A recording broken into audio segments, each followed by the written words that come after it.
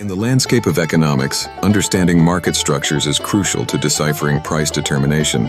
Among these, total revenue, TR, average revenue, AR, and marginal revenue, MR, play pivotal roles, particularly under both fixed and variable price scenarios. In a fixed price market, firms set a price they believe will maximize their revenues, leading to a consistent TR, AR, and MR at a determined level of output. Alternatively, in a variable price market, the revenues fluctuate in response to changes in quantity supplied and demanded, resulting in dynamic behavior of TR, AR, and MR throughout production levels. The nature of competition profoundly influences the equilibrium conditions within these structures. In a perfectly competitive market, where numerous firms are vying for the same customers, the price is dictated by supply and demand. Each firm becomes a price taker, yielding a perfectly elastic demand curve. Here, AR remains constant at the market price, while MR aligns with AR, allowing firms to maximize profits where MR equals marginal cost, MC. This equilibrium condition fosters efficiency, as firms innovate to minimize costs and enhance output, ultimately benefiting consumers. In stark contrast, a monopoly presents a different scenario. Here, a single firm dominates the market, wielding the power to set prices above marginal costs. The monopolist faces a downward-sloping demand curve, which means that as it increases the price, quantity demanded decreases. This results in AR being greater than MR.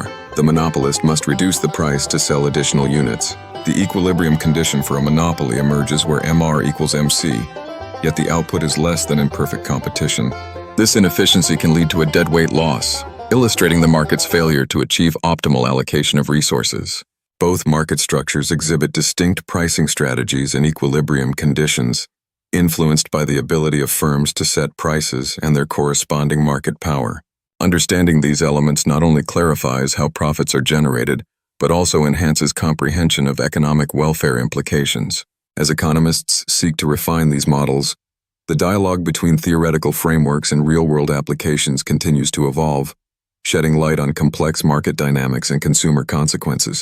একটা কোম্পানির হাতে দাম ঠিক করার ক্ষমতা থাকা বা না থাকা এটাই কিন্তু তার ভাগ্য ঠিক করে দেয়। মানে বিষয়টা অনেকটা এরকম যে আজ আমরা দুটো একদম আলাদা দুনিয়ার গল্প শুনব। একটা দুনিয়া যেখানে কোম্পানিকে বাজারের সব নিয়ম মেনে চলতে হয়, আর আরেকটা যেখানে সে নিজেই রাজা, নিজেই নিয়ম বানায়। আচ্ছা, একটা প্রশ্ন করা যাক। আলু বিক্রি করা আর ধরুন একটা পেটেন্ট করা সফটওয়্যার বিক্রি করা, দুটোই তো ব্যবসা, তাই না? কিন্তু অর্থনীতির চোখে দেখলে এই দুটো কাজ যেন দুটো আলাদা গ্রহের বাসিন্দে। চলুন তো এই রহস্যের গভীরে একটু ঢু মেরে আসি আর দেখি এই পার্থক্যটা আসলে কেন এত বড় একটা ব্যাপার। তো আমাদের এই গল্পের মঞ্চে এবার আসছে দুটো প্রধান চরিত্র। একজনের নাম প্রাইস টেকার আর অন্যজন হলো প্রাইস মেকার। আর এদের মধ্যে মূল পার্থক্যটা কি জানেন? শুধু একটাই, দামের ওপর কার কতটা কন্ট্রোল আছে। একদিকে আছে প্রাইস টেকার। ভাবুন তো, বাজারের হাজার হাজার আলু চাষির কথা। এদের মধ্যে একজন যদি একা দাম বাড়াতে চায়, কেউ কি তার থেকে কিনবে? একদমই না। তাই তাকে বাজারে ঠিক করে দেওয়া দামটাই মেনে নিতে হয়। আর অন্যদিকে আছে প্রাইস মেকার। সে হলো বাজারের রাজা। যেমন ধরুন, এমন একটা সফটওয়্যার কোম্পানি যার প্রোডাক্টটা পেটেন্ট করা, মানে আর কেউ ওটা বানাতেই পারবে না। তখন কি হবে? সে নিজেই নিজের পণ্যের দাম ঠিক করবে।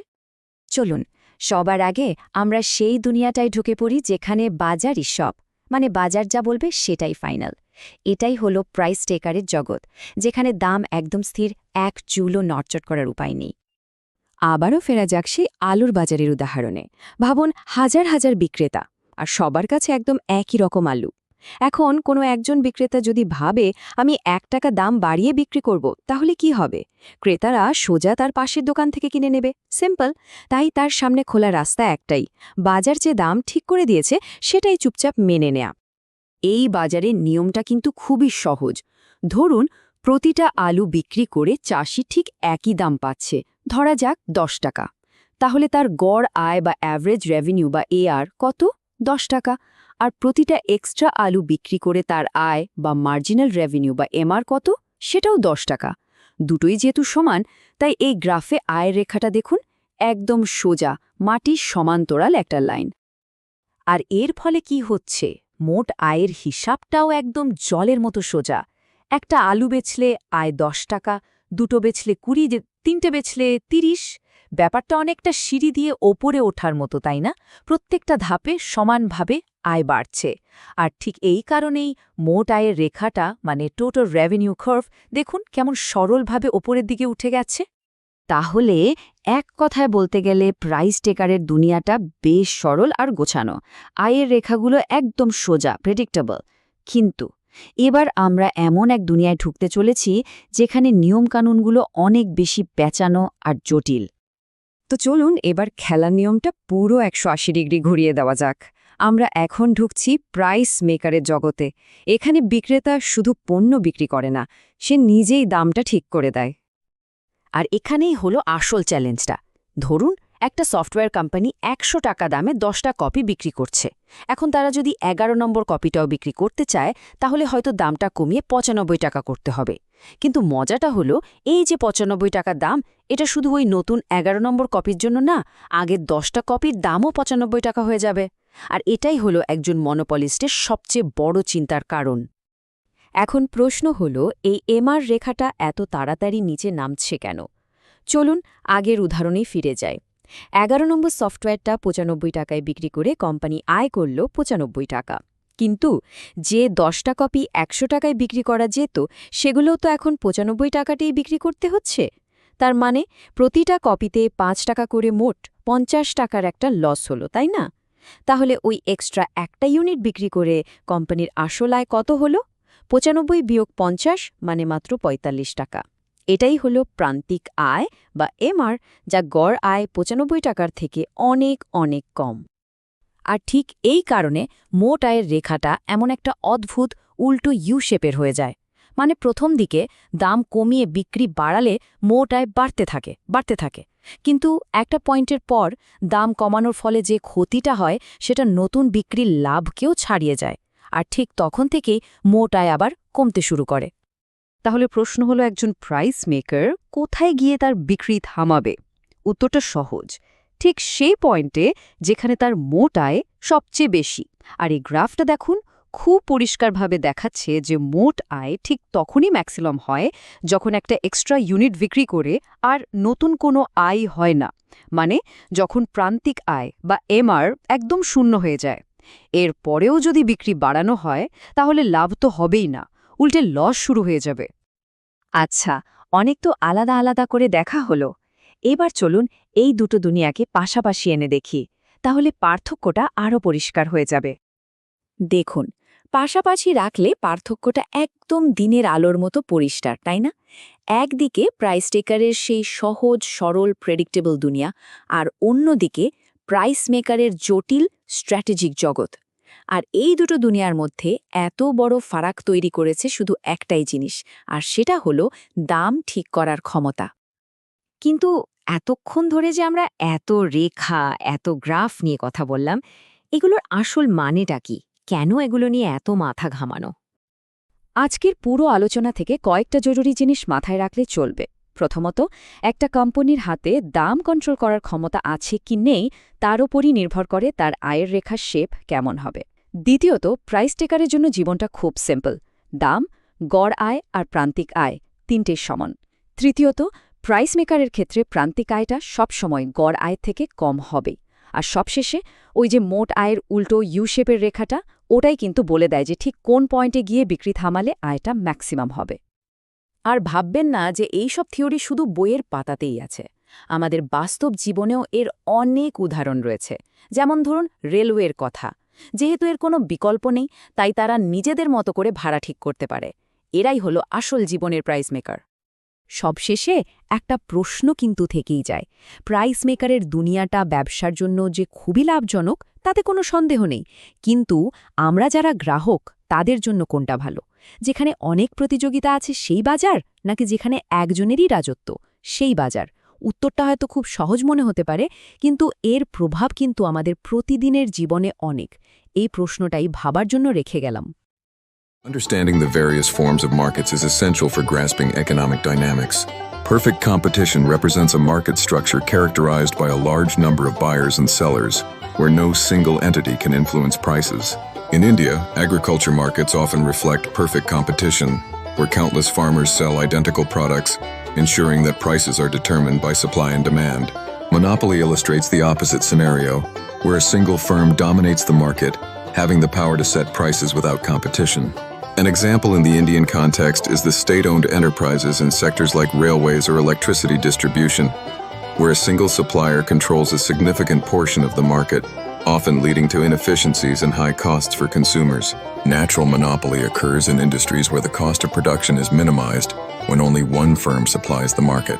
This is evident in the Indian telecommunications sector, where companies like BSNL initially provided vast infrastructure, making it impractical for multiple competitors to emerge without duplicating costly installations.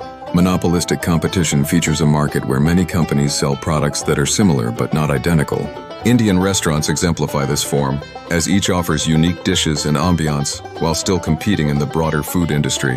This differentiation allows restaurants to maintain some pricing power despite the presence of numerous competitors. Oligopoly involves a few firms dominating the market, where each one must consider the actions of others when making pricing and production decisions. The Indian automobile industry serves as an excellent example, with a small number of major players like Tata Motors, Mahindra, and Maruti Suzuki controlling a significant share while competing against one another on innovation and marketing strategies. Each of these market forms plays a crucial role in shaping India's economy. By understanding their definitions and features, one can appreciate the complexities of competition, pricing strategies, and consumer choices. This knowledge also contributes to informed discussions about economic policies and market regulations that can bolster growth and competitiveness in the Indian landscape. বাজার, brand আর প্রতিযোগিতা এই শব্দগুলো কিন্তু শুধু অর্থনীতির মোটা মোটা বইয়ের পাতায় আটকে নেই। সত্যি বলতে আমাদের রোজকার জীবনে মানে আমরা সকালে যে টুথপেস্টটা ব্যবহার করি বা যে ফোন প্ল্যানটা রিচার্জ করি তার সব কিছুর পেছনেই কিন্তু একটা অদৃশ্য শক্তি কাজ করে। আজ আমরা এই নিয়মগুলোকে একদম সহজ করে বুঝব আর দেখব কিভাবে বড় বড় কোম্পানিগুলো আমাদের পছন্দের ওপর প্রভাব ফেলে। তো চলুন আজ আমরা এই বাজারের গোলকধাঁধায় একটা সফর করি। শুরু করব একেবারে গোড়ার কথা দিয়ে, মানে বাজার জিনিসটা আসলে কি। তারপর দেখব প্রতিযোগিতা কিভাবে কাজ করে, কোথাও বিক্রেতার ছড়াছড়ি তো কোথাও আবার একজনই রাজা। এরপর আমরা ডুব দেব ব্র্যান্ডের দুনিয়ায়, জানব কেন কিছু কোম্পানি এত প্রভাবশালী হয়ে ওঠে। আর সব শেষে বোঝার চেষ্টা করব এই পুরো খেলায় আমাদের মানে সাধারণ ক্রেতার ক্ষমতা ঠিক কতটা। চলুন শুরু করা যাক। বেশ, তো শুরু করা যাক একেবারে গোড়া থেকে। বাজার বা মার্কেট বললেই আমাদের চোখে কি ভাসে? হয়তো পাড়ার সবজির মন্ডি বা বড় কোনো শপিং মল, তাই না? কিন্তু অর্থনীতির চোখে বাজার মানে আরও অনেক কিছু। আপনার ফোনের অ্যাপে খাবার অর্ডার করা থেকে শুরু করে অনলাইনে সিনেমার টিকিট কাটা পর্যন্ত সব কিছুই আসলে এক একটা বাজার। চলুন এই ধারণাটা একটু ভেঙে দেখা যাক। একটা জিনিস ভেবে দেখুন তো, আপনার টুথপেস্ট, আপনার মোবাইল রিচার্জ প্ল্যান আর আপনার ট্রেনের টিকিট, এই তিনটে জিনিস কেনার অভিজ্ঞতা কি একই রকম? একদমই না। টুথপেস্ট কিনতে গেলে দেখবেন দোকানে 10টা ব্র্যান্ড সাজানো আছে, কিন্তু ট্রেনের টিকিট বিকল্প তো প্রায় নেই বললেই চলে। এই যে এত তফাৎ, এর আসল কারণটা কি বলুন তো? এটাই লুকিয়ে আছে বাজারের গঠনের মধ্যে। মানে বাজার হতে গেলে কিন্তু ইটকাঠ পাথরের একটা বিল্ডিং বা জায়গা হতেই হবে এমন কোনো কথা নেই। অর্থনীতিতে বাজার হলো এমন একটা ব্যবস্থা যেখানে ক্রেতা আর বিক্রেতা এক জায়গায় আসে, সেটা অনলাইনে হোক বা অফলাইনে, এবং কোনো জিনিসের দাম আর পরিমাণ নিয়ে একটা রফা করে। সেটা আপনার এলাকার সবজি বাজারও হতে পারে, আবার অ্যামাজন বা জোম্যাটোর মতো অনলাইন প্ল্যাটফর্মও হতে পারে। আসল কথা হলো লেনদেন। যেহেতু সব বাজার একরকম নয়, তাই অর্থনীতিবিদরা বাজারকে একটা বর্ণালী বা স্পেকট্রামের মতো করে দেখেন। ভাবুন তো, একটা লম্বা স্কেল, যার এক প্রান্তে আছে এমন বাজার যেখানে অগুন্তি বিক্রেতা, মানে কম্পিটিশন মারাত্মক, আর ঠিক তার উল্টো দিকে আছে এমন একটা পরিস্থিতি যেখানে বিক্রেতা মাত্র একজন। চলুন এই দুই চরম প্রান্তকে আগে ভালো করে চিনে নিই। এই দেখুন বাজারের দুটো একেবারে বিপরীত ছবি। একদিকে আছে পারফেক্ট কম্পিটিশন বা নিখুঁত প্রতিযোগিতা। এখানে এত এত বিক্রেতা যে কোনো একজন একা দামের ওপর প্রভাব ফেলতেই পারে না। যেমন ধরুন গমের বাজার। এখানে কৃষকরা হলেন প্রাইস টেকার, মানে বাজার যে দামটা ঠিক করে দেবে সেটাই তাদের মেনে নিতে হবে। আর ঠিক তার উল্টো দিকে আছে মনোপলি বা একচেটিয়া বাজার, যেখানে বিক্রেতা মাত্র একজন। যেমন ধরুন ইন্ডিয়ান রেলওয়েজ। এখানে ওরাই দাম ঠিক করে, তাই ওরা হলো প্রাইস মেকার। সত্যি বলতে এই পারফেক্ট কম্পিটিশন জিনিসটা অর্থনীতির বইয়ের পাতাতেই বেশি দেখা যায়। বাস্তবে এটা খুঁজে পাওয়া প্রায় অসম্ভব। ভারতের কোনো বড় আনাজ মান্ডির কথা ভাবুন। একজন গম চাষি কি সেখানে গিয়ে বলতে পারবেন আমি আমার গম বাজারের থেকে বেশি দামে বেচব? না, পারবেন না। কারণ তার মতো হাজার হাজার বিক্রেতা সেখানে আছে। তাকে বাজারের চলতি দামটাই মেনে নিতে হবে। আর মনোপলি হল ঠিক এর উল্টো। এখানে বিক্রেতা মাত্র একজন, যিনি পুরো বাজারের যোগান নিয়ন্ত্রণ করেন এবং তার পণ্যের কাছাকাছি কোনো বিকল্পই নেই। এই ক্ষমতার কারণেই ইন্ডিয়ান রেলওয়েজের মতো সংস্থা প্রাইস মেকার হতে পারে। ওরা চাইলে সিনিয়র সিটিজেনদের জন্য টিকিটের দাম কম রাখতে পারে, আবার অন্যদের জন্য বেশি। এই জিনিসটাকেই বলে প্রাইস ডিসক্রিমিনেশন। কিন্তু বাস্তব দুনিয়া তো আর সাদা কালো নয়, তাই না? বেশিরভাগ বাজারই ওই দুটো চরম অবস্থার মাঝামাঝি কোনো একটা জায়গায় থাকে। আর এখানেই জন্ম হয় ব্র্যান্ডের দুনিয়ার। এই বাজারটাকেই আমরা বলি মনোপলিস্টিক কম্পিটিশন বা একচেটিয়া প্রতিযোগিতামূলক বাজার। সাবানের বাজারের কথা ভাবুন তো। এখানে বিক্রেতা অনেক, লাক্স, ডাভ, লাইফবয়, কত কি। কিন্তু প্রত্যেকটা ব্র্যান্ড নিজেদেরকে আলাদা প্রমাণ করার চেষ্টা করে। কেউ বলে তাদের সাবান মাখলে ত্বক নরম হবে, কেউ বলে সব জীবাণু মরে যাবে। মানে জিনিসগুলো আসলে একই ধরনের, কিন্তু ব্র্যান্ডিং আর বিজ্ঞাপনের মাধ্যমে তারা নিজেদের মধ্যে একটা প্রতিযোগিতা তৈরি করে, যেটা শুধু দাম দিয়ে হয় না। এখানে তো বিজ্ঞাপনের আসল খেলা। কোম্পানিগুলো কোটি কোটি টাকা খরচ করে, যেটাকে বলা হয় সেলিং কস্ট, শুধু আমাদের এটা বোঝানোর জন্য যে তাদের পণ্যটাই সরা। কোলগেট, পেপসোডেন্ট বা পতঞ্জলির কথা ভাবুন, সবাই তো টুথপেস্ট বিক্রি করে, কিন্তু বিজ্ঞাপন, প্যাকেজিং আর ব্র্যান্ডিং দিয়েই ওরা একে অপরের থেকে আলাদা হয়ে ওঠে আর আমাদের মনে নিজেদের জন্য একটা জায়গা করে নেয়। এবার আসা যাক অলিগোপলির কথায়। নামটা শুনেই কেমন একটা ওজনদার ব্যাপার মনে হচ্ছে না? ঠিক তাই। এটা হলো বড় বড় দৈত্যদের লড়াইয়ের ময়দান, যেখানে মার্কেটে খেলোয়াড় মাত্র কয়েকজন, কিন্তু প্রত্যেকেই বিরাট শক্তিশালী। এখানে প্রত্যেকটা কোম্পানি যেন দাবার বোর্ডে বসে আছে, একে অপরের চালের দিকে তীক্ষ্ণ নজর রাখছে। একজন যদি দাম কমায় বা কোনো নতুন অফার নিয়ে আসে, বাকিরাও সঙ্গে সঙ্গে নিজেদের স্ট্র্যাটেজি বদলাতে বাধ্য হয়, কারণ একজনের সিদ্ধান্ত সরাসরি অন্যদের ব্যবসায় প্রভাব ফেলে। এখানে একে অপরের উপর নির্ভরশীলতা মারাত্মক। আমাদের দেশে টেলিকম বাজার হলো এর একটা সেরা উদাহরণ। ভাবুন তো, জিও যখন প্রায় বিনে পয়সায় ডেটা নিয়ে বাজারে এলো, তখন কি হলো? এয়ারটেল, ভোডাফোন আইডিয়া সবার মাথায় হাত। ওরাও বাধ্য হলো নিজেদের প্ল্যানের দাম কমাতে। ঠিক একইভাবে গাড়ি বা সফট ড্রিঙ্কসের বাজার, যেমন কোকা-কোলা আর পেপসি, এগুলো অলিগোপলির দারুণ উদাহরণ। আচ্ছা, এতক্ষণ তো আমরা গল্পটা বিক্রেতার দিক থেকে দেখলাম, কিন্তু যদি পুরো ছবিটা উল্টে দিই, মানে বিক্রেতা অনেক কিন্তু ক্রেতা মাত্র একজন, তখন কি হবে? এই বিরল কিন্তু খুব গুরুত্বপূর্ণ পরিস্থিতিটাকেই বলে মনোপলি। এই পরিস্থিতিতে ক্ষমতার পুরো ভারসাম্যটাই উল্টে যায়। এখানে বিক্রেতার বদলে একজন ক্রেতাই দাম নিয়ন্ত্রণ করে। কারণটা খুব সোজা, বিক্রেতাদের কাছে ওই একজন ক্রেতাকে জিনিসটা বিক্রি করা ছাড়া আর কোনো উপায় থাকে না। ফলে ক্রেতা যা দাম বলবে সেটাই মেনে নিতে হয়। এর একটা একেবারে স্পষ্ট উদাহরণ হল ভারত সরকার।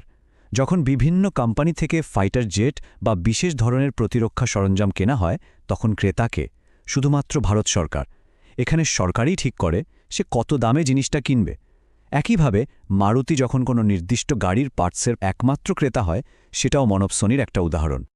তাহলে এত সব আলোচনার মানে কি দাঁড়ালো? পারফেক্ট কম্পিটিশন, মনোপলি, ব্র্যান্ডের লড়াই, এগুলোর সঙ্গে আমাদের প্রতিদিনের জীবনের সম্পর্কটা ঠিক কোথায়?